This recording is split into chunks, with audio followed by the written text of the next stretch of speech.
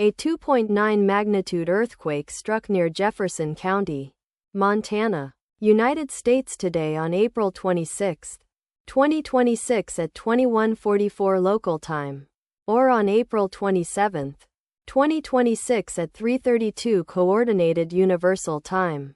As reported by the EMSC on its website, the earthquake was located at a shallow depth of 13.0 kilometers below the surface, at coordinates latitude 45.985 and longitude -112.314. The exact magnitude, epicenter and depth of the quake might be revised within the next few hours or minutes as seismologists review data and refine their calculations, or as other agencies issue their report. Towns or cities near the epicenter include Deer Lodge, Powell County, Montana, located 61 kilometers, or about 37.9 miles from epicenter. Helena, Lewis and Clark County, Montana, located 71 kilometers, or about 44.1 miles away.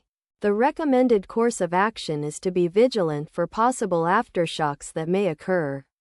Let us pray that this earthquake will not have a major impact on our brothers and sisters there, and that there will be no more earthquakes. Amen.